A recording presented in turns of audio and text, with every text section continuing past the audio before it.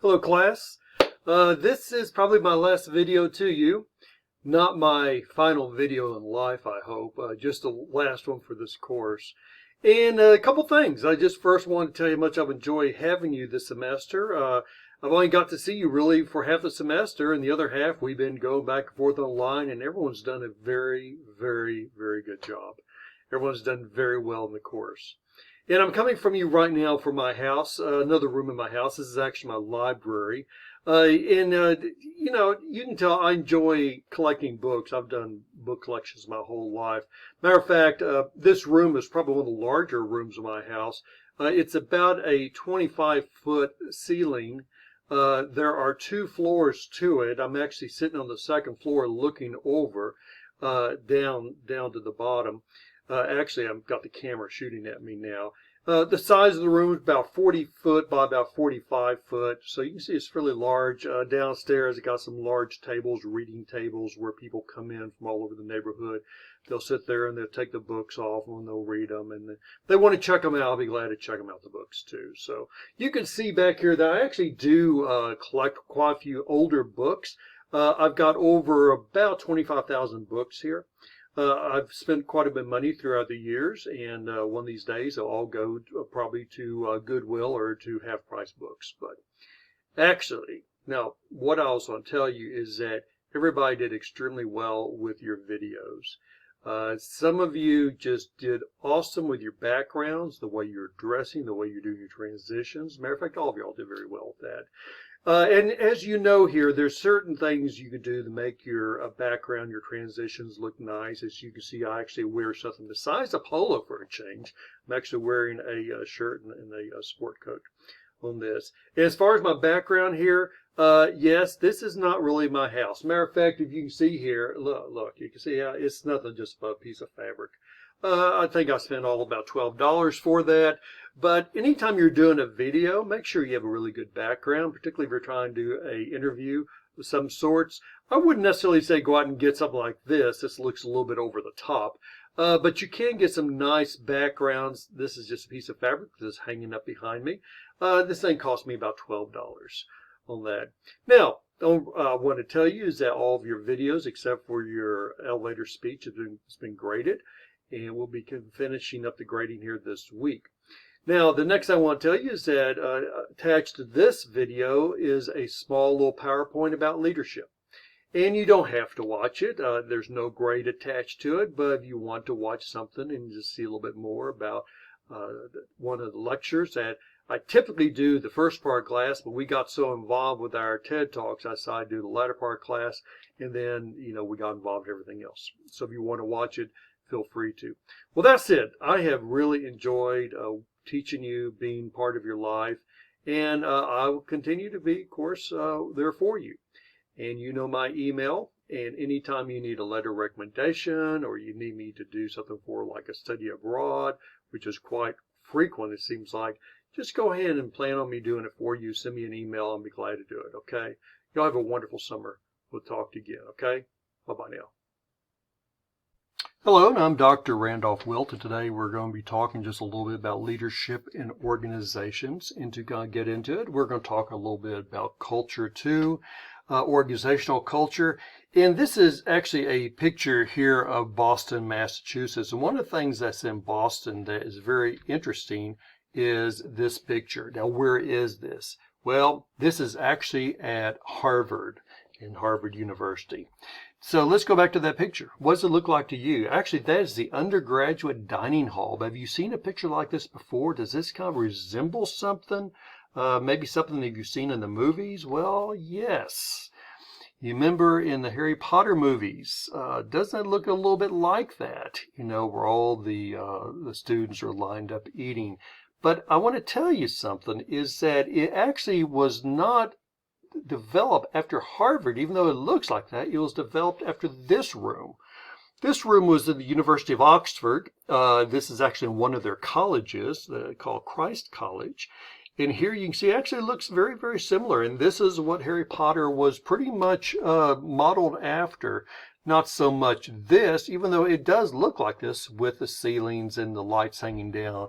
a little bit more like this, which, like I said, is a Christ College, and this is Christ College, and Christ College at Oxford, and this is part of Oxford. Now, what's interesting about Oxford is that Oxford is a collection of a bunch of colleges. You see the left-hand corner there, all the different seals. So you have, I think they got like 34, 35 different colleges, and those colleges, each one specializes in a different discipline: English, philosophy, chemistry, business, government, whatever. And people live in those colleges. You have faculty assigned to those colleges, and you got the classrooms in those colleges. Now, contrary to that, you have on the other side here, you have Harvard. And Harvard actually is one big university. So you have different departments, but you don't have people literally living in those departments. You may have people with offices there, but you don't have students living there. They'll go live in a dorm.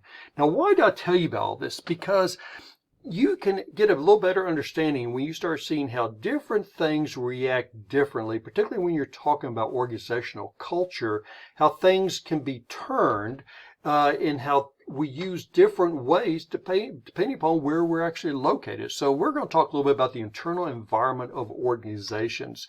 So when you're talking about internal environment, you have to sit there and look at things that are important to the company: the vision, the mission, the leadership, and of course the corporate culture. And that's what we're going to talk about very quickly. So let's start talking about the vision. And I want to relate this a little bit back over to those pictures, even though they're more fun than they're educational about Harry Potter and all that. But every university, just like every corporate entity, has a vision of what they're trying to communicate. And what you see is what we call the artifacts, kind of like the old buildings at Oxford or Harvard, those dining halls. Now, what is a vision? A vision basically is what the company wants to be. It's something people used to say it's something they'll never ever reach, they'll never get to, but it's something they want to be known as. For example, Southwest Airlines, they want to be known as the airline of choice. But even better than that is U.S. Department of Education. Their vision is no child left behind. Do you think they ever can get to that? Probably not. That's the reason why they say a vision is what you're always working to get to. You may not get to it, but you always got this where you're working to get to it. A corporate mission is a little bit different. A corporate mission is what the company wants to be known for. So in the case of, let's look at Target here, they want to be known for expect more, pay less.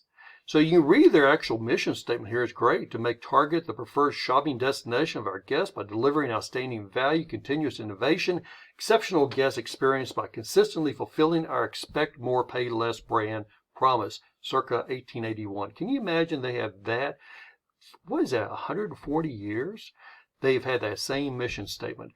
Ascension Healthcare is a Catholic hospital system, and their mission is serving each patient as if we were serving Christ himself. That's rather strong, isn't it? Very, very, very potent, very, very powerful on that. Now let's talk about leadership for a second, because leadership is the way you manage the human assets of your company. And you have also what's called the box style, and this is a little bit what we call the box style, and this is where you have 3 arrows going directions. And most leaders will pick one or two of these arrows. Very seldom you see them picking 3, but most of them they just really follow one. And these are transactional, transformative, and servant leadership. The first one let's talk about is the transactional leadership. And transactional leadership means that the person is giving out directions like they are military, like a general telling the sergeant what to do. This is a picture here of Lee Iacocca. Lee Iacocca, he was known because he took Chrysler out of bankruptcy and made it a really, really good, profitable car company. But it's because he had a really good vision, he has a great mission, and he knew how to do it. I always refer to transactional leadership as the Captain Kirk on the USS Enterprise Star Trek mentality, where you sit there in your chair and you tell people what to do. Fire that phaser, fire those torpedoes. That's what a transactional leader does. And that is really good. People like Lee Iacocca does a great job. Now, the problem is that there's a lot of leaders out there who are transactional leaders who don't know what they're doing. They don't know the proper way to do things. And instead of leading their company out of a bankrupt situation or helping them to grow, instead they take them into a bankruptcy because they have bad management styles, they have bad ideas, they don't actually know what to do with the company, where Lee Iacocca was a little bit different. Now, how does that type of leader communicate? This is what we call the human action communications, where basically you can see here the leader is the box, and the leader tells the audience, the stakeholders, the employees what to do. It's a one-way communications. Now let's move over to the next one, the transformation leadership or transformative leader. This lady here, she was the president of Pitney Bowes, and she was known to be a transformative leader. Now, what's the difference between transactional and transformative? The transformative leader is like a funnel. They take all the ideas from the staff, from the employees. They encourage people to come up with ideas, come up with thoughts, and it all funnels to the leader, and the leader then arranges it, sees what's good, what's bad, and then it funnels back out again, and then they implement it. So at this point, the leader isn't saying, you've got to do it my way. The leader is sitting there saying, give me the ideas. I'm going to transform them into what can work for our company, how it fits our mission, how it fits our vision. And this has been very popular. As a matter of fact, I think it was the 1980s, 1990s, where this became extremely popular, that you were transforming your company by letting the employees be empowered to come up with the ideas. Now, the communication model for this one here is what we call a transaction. A transaction means that the communication is going back and forth. So the employees tell the leaders, this is what we think. The leaders say, well, let's refine this. Tell me again. It keeps going back and forth, going kind of through that funnel. Now, maybe you all know Walt Disney. You probably do. I mean, he's a very popular guy. He died back in the 1960s. As a matter of fact, he was a little bit of all three of these leaders. He was a transactional leader. He told people what to do. He had a great vision. He knew what to do. So therefore, actually, everything they did turned out very, very good, basically. But he's also transformative because he wanted his people to tell him ideas. He didn't call them engineers, he called them Imagineers. So he wanted them to imagine things, and they told him about it, and they went through his funnel. And there's actually a movie made called Saving Mr. Banks, where Tom Hanks played Walt Disney. And Saving Mr. Banks was very interesting because this is where you're seeing Walt Disney coming through as a servant leader. Now, in this picture here, you see Tom Hanks, and this lady next to him was called P.L. Travers. Her real name was Helen Goff, but she used the name P.L. Travers, and she wrote a set of books. And that set of books are the Mary Poppins books. And the first Mary Poppins film was made back, I think, in 1964, thereabout. But the story is that ever going back to 1940, Walt Disney, when he first saw the books, Mary Poppins, that his kids were reading, he wanted to get the rights to it, to make movies of them. But P.L. Travers would not let him have the rights. And the reason why, she said, you're going to turn it into a cartoon. You're going to turn it into something no one is going to like. You're going to destroy my Mary Poppins. And she even got to the point that she said that if I give you the rights, which she did, because she got into financial situations, and she sold him the rights only on the condition that she was the creative director and that she had final say. He agreed to that because he wanted him so bad. He knew he was going to make a great picture with Julie Andrews and Dick Van Dyke. But she even got to the point that she said, not only do I want no cartoons, I want nothing red in the movie. Nothing red. Think about that for a second.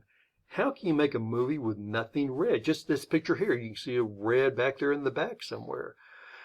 Well, Walt Disney said, this doesn't make sense at all. He said, my goodness, this takes place in London. You got red mailboxes. You got those red phone booths. My goodness, he said, the British flag is red. He said, I cannot make a movie without red. And she couldn't quite figure out what's going on that. But this is where he became a servant leader, because he started to dig down, and he's trying to figure out what was causing this attitude. So he was looking, and look at the servant leadership.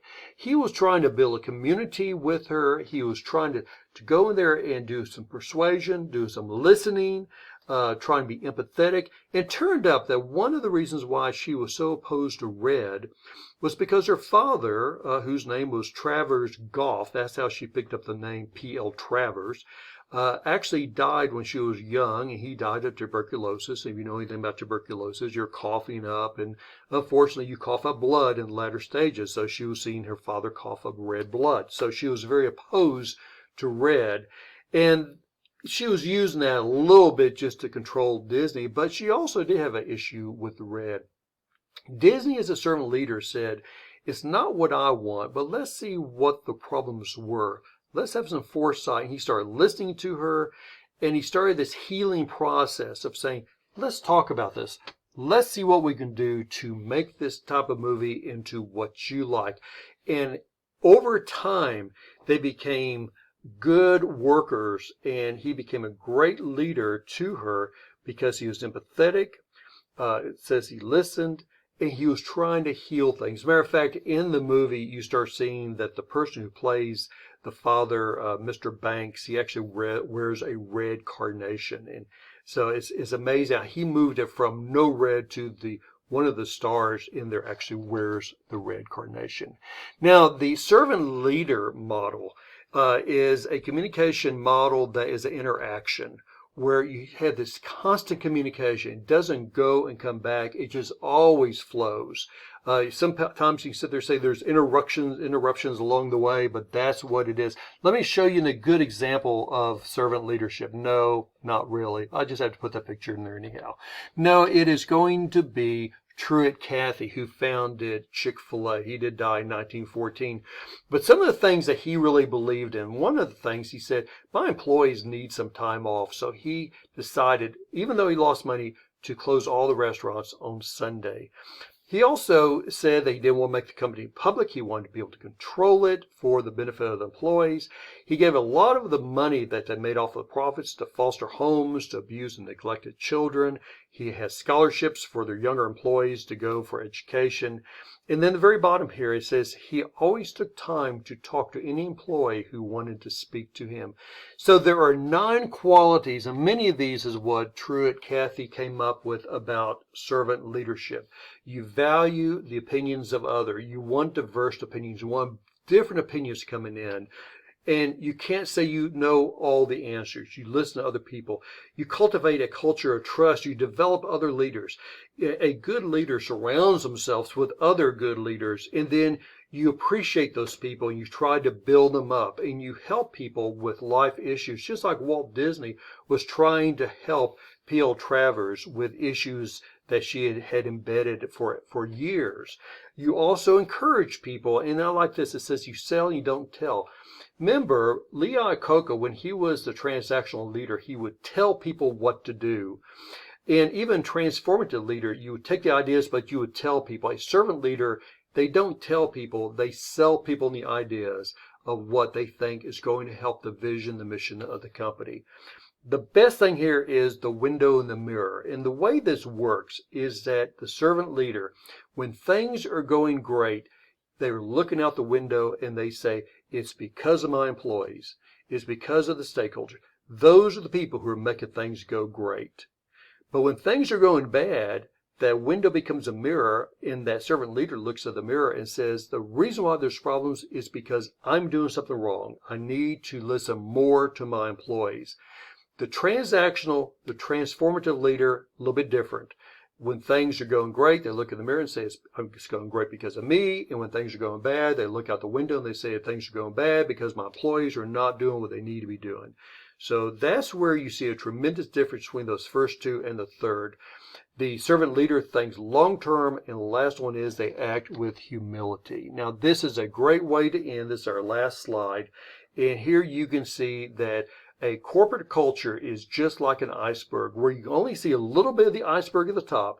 Artifacts looks like it's misspelled here, but you can only see the artifacts, things that represent the environment, the corporation, and you maybe see some of the behaviors. But what you don't see, which is under the waterline, are those standards, those beliefs, those basic premises they operate under, the way they embrace values. And this is a problem we get into because we don't always realize the way those organizations truly operate behind the doors. So as a servant leader, what you try to do is raise that iceberg up where people can see your standards, they can see your beliefs, because if they can see them, the public will hold you accountable and hold you responsible. A transactional leader will try to push them down. They want them below the waterline. They want them behind the doors, so in case something's going wrong, people don't know about it. Well, I hope you learned something today about corporate culture, about leadership ways, transactional, transformative, and especially about servant leadership. And maybe you learned a little bit something new about where the Harry Potter dining hall came from. Now, that is it for today. I hope you have a wonderful day, a wonderful week, and we'll talk to you again soon.